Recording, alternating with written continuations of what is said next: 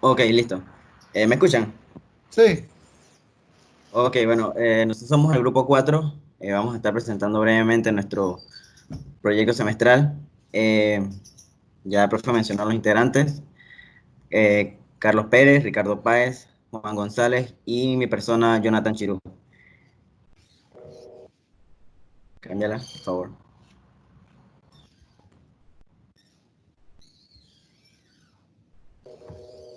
Bueno, voy a estar hablando brevemente sobre lo que ya hemos visto durante todo el semestre, que es el tratamiento de aguas residuales. Y debemos saber, o ya debemos tener claro, que las aguas residuales son el producto de todo lo que nosotros usamos de agua potable, pues, y que debemos tratar.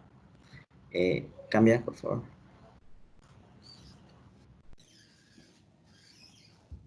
Ajá, para nuestro diseño, debemos tomar o debíamos tomar en consideración específicamente las normas del IDAN y las normas de tratamiento de aguas residuales, como es el reglamento técnico de NGTI Copanit 35-2000, que hablaba directamente sobre la descarga de fluentes de líquidos directamente sobre cuerpos y masas de aguas superficiales y subterráneos, que era nuestro caso, que en esta comunidad, en esta ciudad, descargaba sobre el río y sin ningún tratamiento. Y también debíamos tomar en cuenta el reglamento técnico de NGTI Copanit 47-2000 sobre el uso y disposición de lodos finales.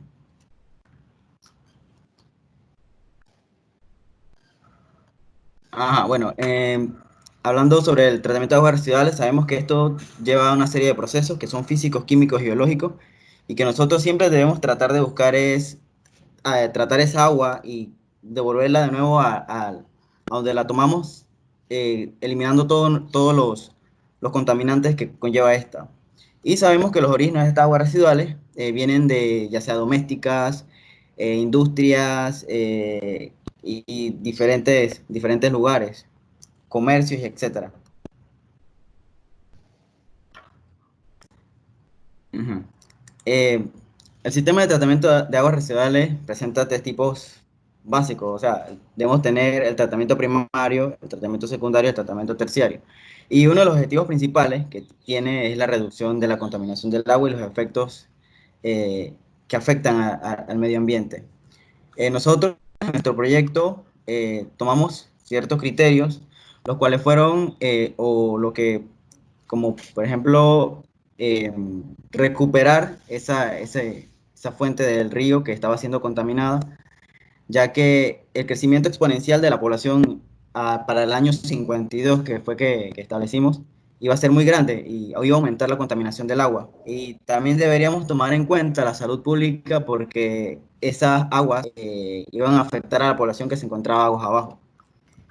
Uno de los objetivos también principales que teníamos nosotros presentes para nuestro proyecto es tomar en cuenta las diferentes normas y reglas que debemos cumplir para los sistemas de tratamiento de aguas residuales.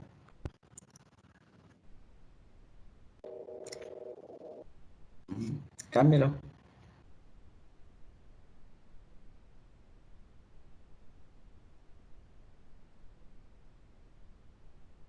Sí, bueno, esto ya lo sabemos. Primero, las aguas residuales y el tratamiento separamos los sólidos a través de rejillas y todo eso. También tenemos un segundo proceso que es el desarenador, lo cual implica separar los sólidos de la arena y otros de menor tamaño. Y tercero, se efectúa un proceso de filtración y desinfección de las aguas a base de químicos y otros.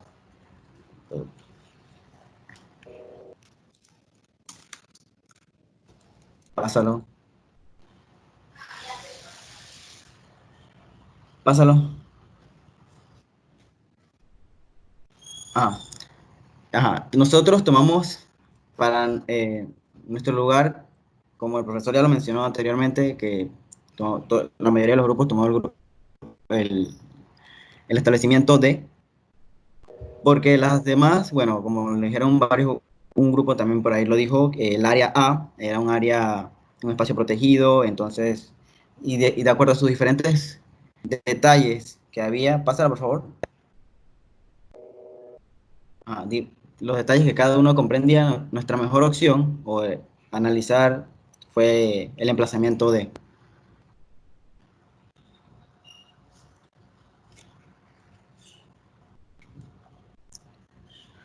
Nosotros empezamos haciendo un análisis de la población para el año 2052. Hicimos análisis aritmético, geométrico, exponencial y de grado 2.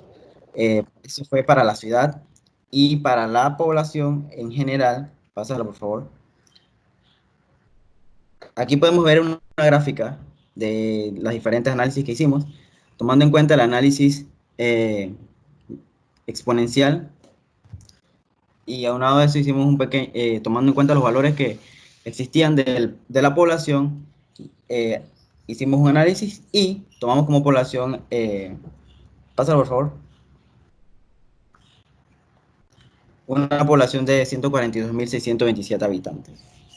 Y siguiendo los requerimientos del IDA, el consumo per cápita iba a ser de 100 galones por habitante por día, y los aportes de aguas residuales estimados iban a ser de 43.244.507 litros por día. Aportes de aguas residuales estimados 43.244,51 metros cúbicos por día. Y aportes de aguas residuales estimados de 0.50 metros cúbicos por segundo.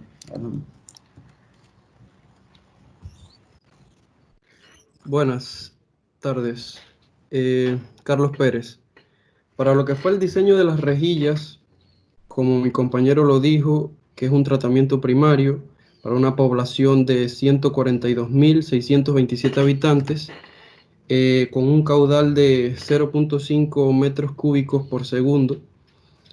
Todos sabemos pues, que las rejillas, su objetivo es evitar que los sólidos gruesos entren al sistema de la planta de tratamiento. Para nuestro sistema establecimos rejillas con un ángulo de 75 grados, barras circulares de media pulgada de diámetro, con una separación de 4 centímetros entre cada uno. Para este sistema, como es un caudal bastante grande, ya necesitamos rejillas de limpieza mecánica. Pasa, por favor.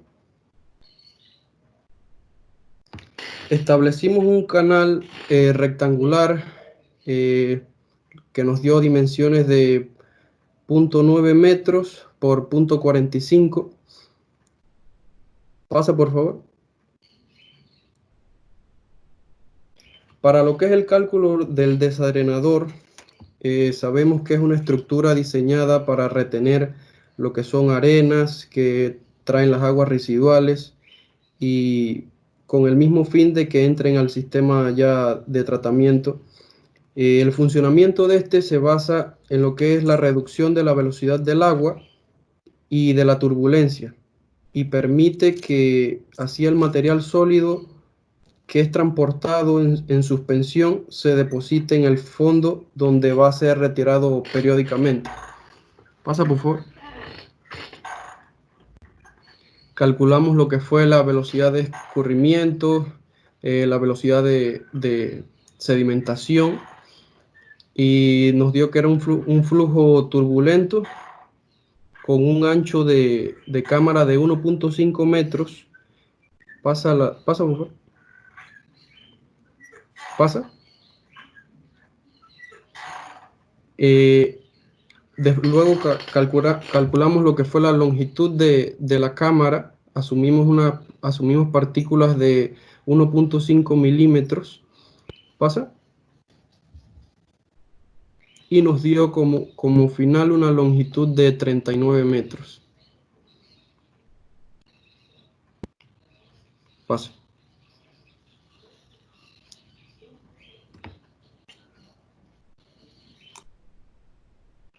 Buenas tardes, Juan González.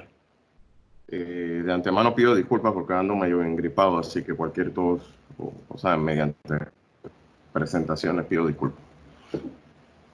Bueno, con la cantidad de habitantes calculada por nuestro compañero y básicamente el aporte de aguas residuales que teníamos, se solicitaba como alternativa al sistema de tratamiento principal un tratamiento alternativo que era, para nosotros fue tanque séptico con humedad, iniciando con el tratamiento de sedimentación, básicamente, que es el tanque séptico para estos volúmenes tan grandes.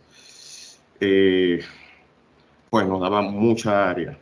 Iniciamos con los cálculos, buscamos las dimensiones mínimas teóricas que se necesitaba y básicamente nos dio un volumen requerido de 21.000 metros cúbicos, lo cual abarcaba demasiado espacio si hacíamos un solo tanque séptico. Obviamente, después de 5 metros se sugiere dividir. La solución que nosotros decidimos utilizar es subdividir ese tanque séptico en tanques idénticos continuos de sedimentación por pasos.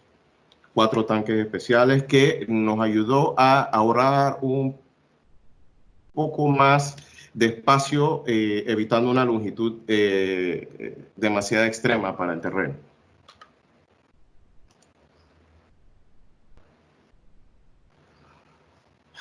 Para el caso del humedal, ahí sí tuvimos un reto bastante grande, porque la capacidad de carga que tienen los humedales versus otros métodos, otros sistemas, ¿no? Para esto, es baja. Se requieren áreas muy grandes, ya que trata de recrear los procesos naturales que existen en los humedales naturales que existen en el planeta.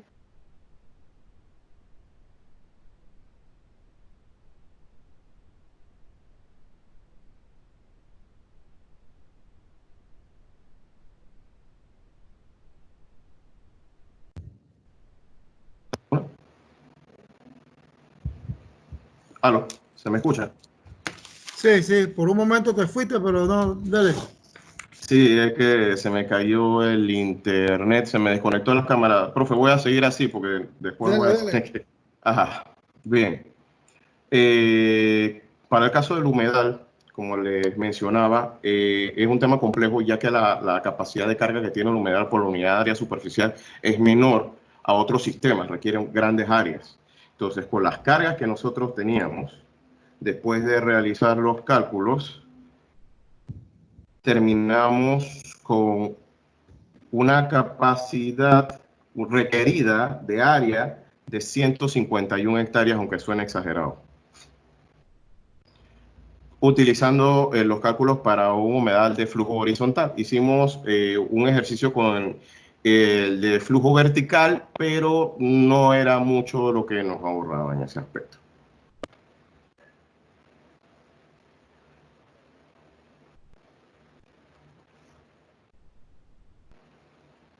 Ok, para el caso de río, la pendiente de río, viendo lo que era los cálculos que se deberían hacer con el río, calculamos la pendiente media ponderada del cauce, ¿no? Y para cada caudal suministrado, permítame un momento, ok, con los caudales que nos suministró el profesor, que se tomaron, se hizo un promedio energético de cada mes.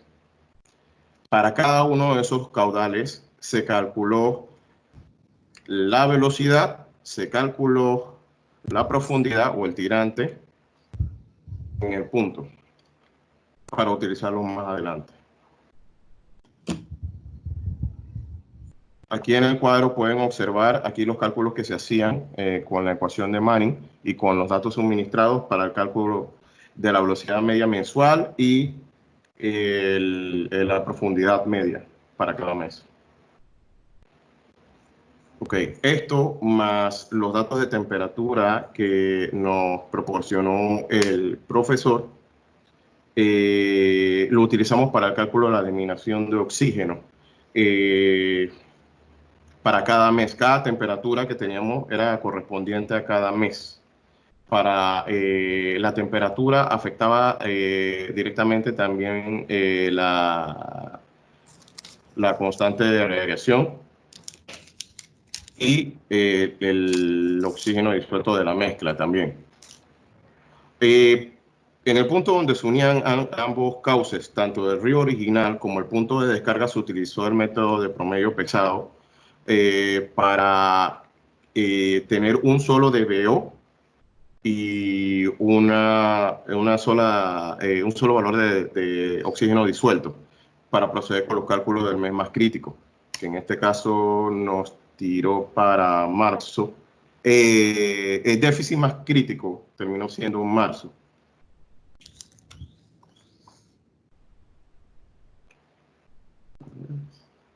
Está demorando un poco el cambio. Déjenme verificar. Bien. Mi compañero Ricardo Páez, pues, ¿sí? ¿Me escuchan? Sí. Va a continuar con el sistema de lodos activados. Sí, te escuchamos, Ricardo.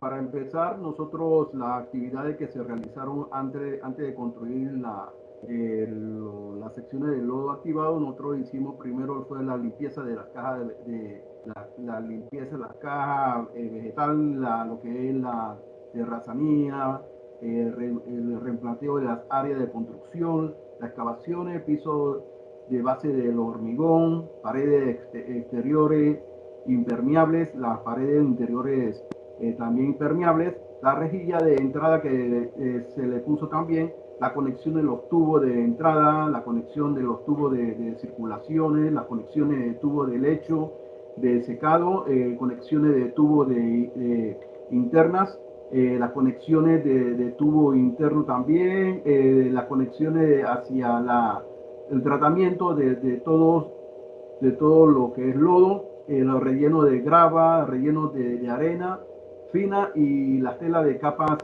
permeables de rellenos.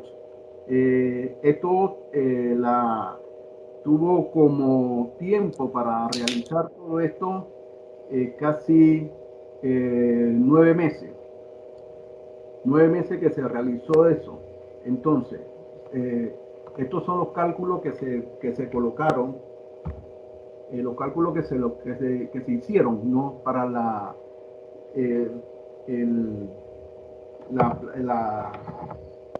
elaboración de la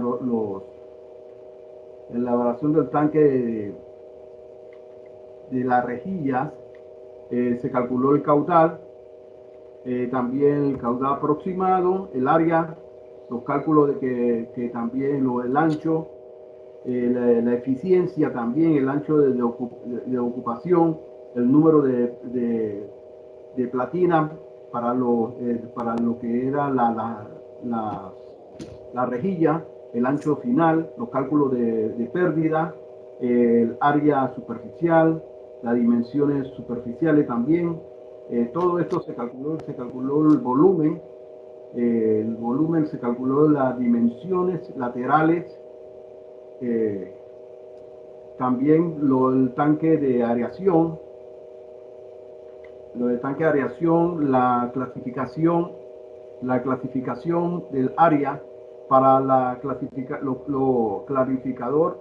Se tomó el área de 4 metros, entonces la longitud de 2 metros y la altura de 0.8 metros. El cloridador, como se trata de un caudal ya tratado de sedimentos, se requirió una estructura capaz de manejar el caudal proveniente de la etapa anterior. Por lo tanto, se consideró una estructura suficiente, capacidad de 4 metros y de longitud de 2, de ancho y una profundidad de 3 metros. Para el tanque de lodo de exceso, aquí en la fase se encarga de recoger el lodo proveniente del cloridador para luego ser enviado al lecho del secado para completar el ciclo. Aquí se requiere una estructura capaz de manejar el caudal proveniente de la etapa anterior. Por lo tanto, se considera una estructura de suficiente capacidad de 5 metros de longitud y de 4 de ancho y una profundidad de 3 metros. Muchas gracias. Ok, vamos a dar entonces la oportunidad a los compañeros para que hagan alguna pregunta. Son las tres preguntas respectivas. Sería del grupo 3, 5 y 1. Grupo 3, el grupo 5 y el grupo 1. El grupo 3. Sí, profesor Roderick Arroyo. Bueno, para los compañeros del grupo 4, pues me gustaría saber qué produce o qué causa que los microorganismos se mantengan en circulación, pues. Gracias. En dónde esa pregunta, dónde va, Roderick? Eso va.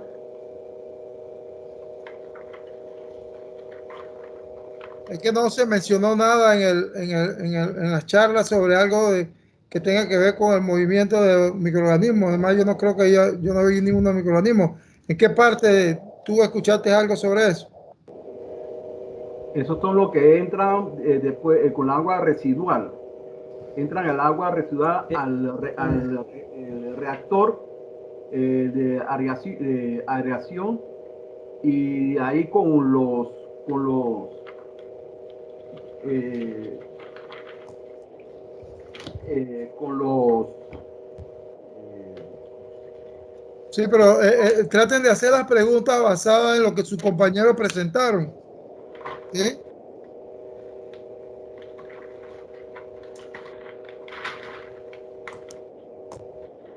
Por ejemplo, no vi qué tipo de plantas son las que van a utilizar en ese humedal. Algo como eso, ¿no? O sea, hablaron del humedal, hablaron qué es el humedal y que van a usar el flujo horizontal, pero no se presenta qué tipo de plantas se van a estar utilizando en ese humedal. Es lo que quiero decir, que hagan una pregunta que esté relacionada con el tema.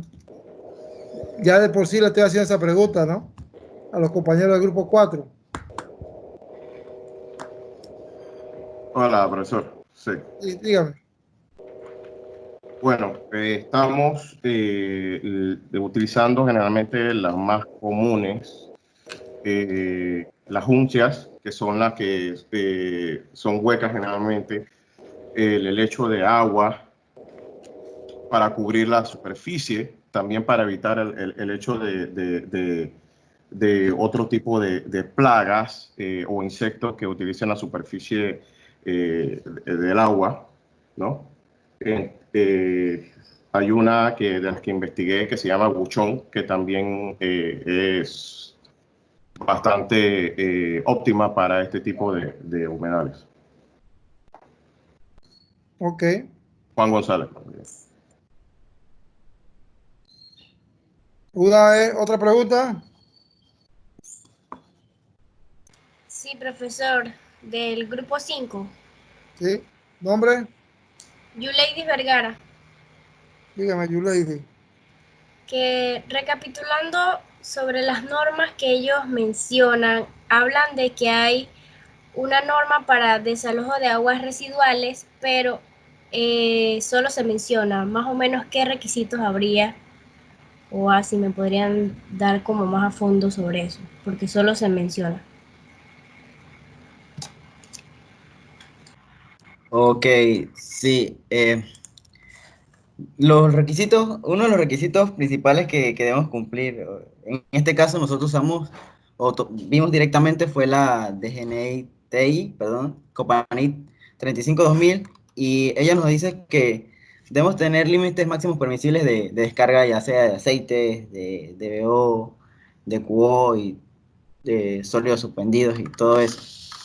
También esa norma también nos prohíbe descargas de productos o cosas que se utilicen en los hospitales, laboratorios y esas cosas.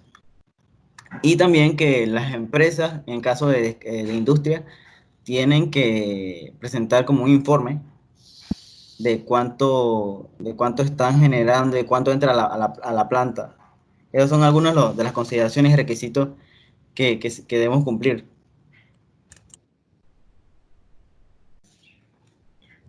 Mira, para aclararles un poquito, lo dijo el grupo anterior y en este grupo, ahora usted acaba de repetirlo. La norma 35-2000, tal y como yo se los mencioné en el salón, esa fue, se derogó realmente o se cambió los parámetros por la 35-2019 y que entró en vigencia en diciembre del año pasado. esa realmente ya usted no puede estar haciendo alusión a esa norma. Esa norma fue, hay un cambio a la 35/2019. Entonces, esa norma en realidad era la que usted tenía que estar utilizando para ver si la descarga que ustedes van a sacar cuando ustedes diseñaban lo que diseñaron, es adecuada, ¿no? Así que eso es en cuanto a eso. Hay otro requisito que probablemente es la pregunta de Yulady, que tiene que ver con el aspecto sobre qué yo debo cumplir para poder descargar las aguas. Entonces, ese ya no es la norma 35/2000. La 35/2000 me dice es el parámetro máximo que puede tener el valor de un parámetro. Hay otras que tienen que ver con el tipo de descarga. Supongamos es una planta de tratamiento de agua, entonces eso es lo que se conoce como los parámetros SIU, que tienen que ver con las normas de cuáles son las que yo tengo que ir verificando de cada uno de los sistemas de tratamiento. ¿Qué tiene que ver con eso de los hospitales y eso? Supongamos que tienes una central de lechería, entonces tienes que cumplir con ciertos valores.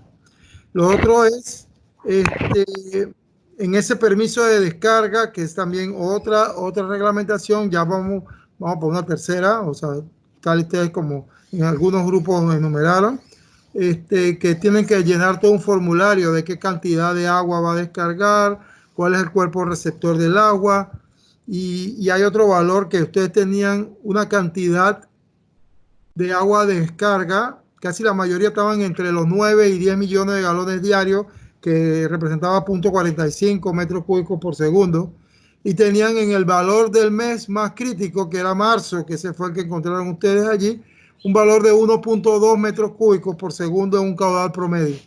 Significa que si yo hago una relación de ese 1.2 entre 0.45, me da una relación que es 2.66. Es decir que también existe dentro de la reglamentación o dentro de los parámetros de descarga este valor que no fue calculado por ninguno de los grupos, que era la relación del factor del caudal promedio del mes más crítico al caudal promedio durante de descarga, ¿no? Así que realmente eso es un dato que es importantísimo, porque ustedes se van a enfrentar o van a estar viendo proyectos que están descargando, por ejemplo, habitacionales, que normalmente están descargando en unas quebradas, y la quebrada no tiene registro de caudal. Aquí por lo menos ese río que dijimos Antón, entonces tiene unos registros de caudales, y esos son los registros de caudales. Y así que ustedes pueden decir que su agua está descargando a ese caudal, y usted puede ya tener esa información. Pero cuando no tienen, entonces ustedes tienen que implementar entonces estudios hidrológicos y tratar de analizar el caudal que estaba en ese río, medido por eso, y extrapolarlo a una quebrada por ahí cerca, si supongamos que no tuvieran un proyecto urbanístico, y hacer entonces el cálculo de cuál sería el caudal promedio mínimo en esa zona, o en la zona donde ustedes tienen el proyecto, y verificar entonces su proyecto, cuál era el caudal que iba a descargar. Y para ello entonces, eso es otro estudio hidrológico que se hace para el Ministerio de Ambiente, para cumplir con ese requisito. Así que son como tres normas diferentes que se tienen que ver. Una que sería cuál es el valor del parámetro, otro cuáles son los parámetros que yo debo de medir y controlar, y otro que son los diferentes formularios que hay que llenar para el Ministerio de Ambiente, para certificar entonces de que ese sistema de tratamiento que usted va a estar utilizando cumple con esos requisitos de descarga. Entonces, el asunto es que ustedes tienen que estar claros en estas cosas, no solamente ir a hacer una serie de cálculos y todo eso, sino que también investigar un poquito más sobre eso.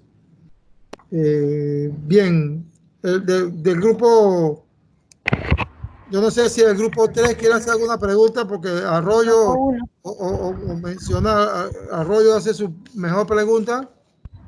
Roderick, vamos a dar la oportunidad al grupo 1, después Roderick me dice si va a hacer la pregunta siempre o qué. Pues.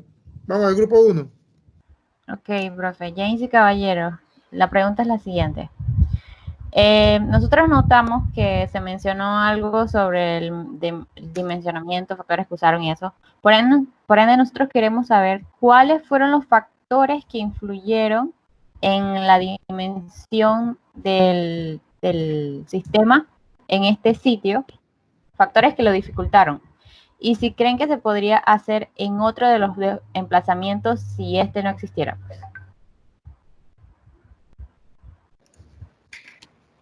Bueno, para contestar a tu pregunta, vamos primero con el caso de los emplazamientos. Recuerda que teníamos dos sistemas, el de lodos activados y tenemos el titánico de humedal. De por sí, el sitio C, hablando de las ubicaciones, juntando las dos poblaciones para ser tratadas en un solo punto, era demasiado complicado y demasiado pequeño, ya que no cabía la planta adicional, no podía tener una planta alternativa, tenía otras restricciones. En el otro teníamos el área protegida, en la cual era perfectamente se podía perfectamente construir un área amplia, aguas arriba del cauce principal, pero llevaba demasiadas implicaciones ambientales y aumento de costo. El punto que estaba, creo que más cercano a la ciudad, si no me equivoco, que tenía el aeropuerto, tenía complicaciones también, porque los requisitos también aeronáuticos del área, el espacio al lado del aeropuerto, cómo lo íbamos a ubicar. Prácticamente el sistema de humedal y el tanque séptico hubiera agarrado dos aeropuertos, el espacio necesario para que bajaran. Así que la alternativa más viable, más que simplemente por lo descrito en el texto de la solicitud del trabajo, sino por lo que íbamos descubriendo a medida que se desarrollaba, era el sitio del área D. En ese punto, sobre todo porque se tenía que realizar bombeo, pero el bombeo no era un factor tan determinante en el global del trabajo. En el aspecto específicamente de los factores, te puedo hablar directamente del titánico, que es el alternativo, del tanque séptico y el humedal, sobre todo el humedal. Los tanques sépticos nosotros podemos manejar siempre, una vez que cumplamos con las dimensiones mínimas, después de hacer los cálculos, nosotros podemos jugar con las dimensiones. Separarlo en diferentes procesos, diferentes tanques, buscar la forma de adecuarlos a la forma específica del terreno, del área, o incluso cambiar, alterar profundidades si el terreno lo permite. Y para el caso del humedal, pues el humedal es un poquito específico, porque el humedal no trabaja todo a volumen. La longitud del humedal la da la carga de contaminante que tú tengas. O sea, cuánta longitud tiene que recorrer el agua residual para ir limpiando a lo largo del proceso los contaminantes. Pero el ancho lo controla directamente el caudal, el flujo. Y ese caudal es el flujo que puede pasar por el medio soportante. La arena, la grava que hayas escogido, la permeabilidad que tenga. Entonces, si tienes un flujo con poca permeabilidad para un caudal fijo, necesitas ampliar el área transversal, entonces va aumentando el ancho. Entonces, ese ancho por ese largo te da un área. El espesor es un espesor controlado, que realmente está en los 60 centímetros. Se puede llegar hasta 0.9 centímetros, perdón, sí, se puede llegar a 90 centímetros, pero todo va a depender de la vegetación que tú utilices, porque tú necesitas que las raíces y el área de filtrado natural vegetal que ocupe todo el área de sustento de eso. Entonces es un proceso de tira y jala complicado que tiene muchos factores de por medio. Espero que eso haya contestado tu respuesta. La pregunta. Sí. Tu pregunta, sí. Tu pregunta. Sí, la pregunta. Sí, gracias. Ok. No sé. Roderick, Sí, profe, de verdad he tenido un poquito de problemas ahí, la presentación de los compañeros la vi intermitente, por eso quizás a la hora de hacer mi pregunta no estuve bien centrado, pero bueno, hablando sobre los humedales y que los compañeros pues les tocó esa charla, me gustaría saber qué desventajas y ventajas tiene el usar el humedal en zonas agrícolas y pues en zonas de proyectos, con la comparación entre ambos. Bien, lo que sería una zona de proyecto, me estás hablando de un área semiurbana prácticamente, supongo, ¿no? Sí, imagínate algo semiurbano y hacer la comparación con una zona agrícola. Bien, en el área semiurbana, una vez que tengas ubicado lo que es el punto de descarga, o más bien el cauce de descarga, lo que te va a influir es el espacio que ocupa. En áreas semiurbanas, por lo general, no hay el espacio requerido para tratar gran cantidad de población, pero los humedales son muy efectivos en áreas semiurbanas y rurales para tratar las aguas de comunidades pequeñas. Es natural y es un proceso prácticamente pasivo, no requiere, funciona por gravedad, no requiere equipos, requiere mantenimiento periódico general, visual sobre todo. El retirado de lodos y materias se hace ya con un periodo de años.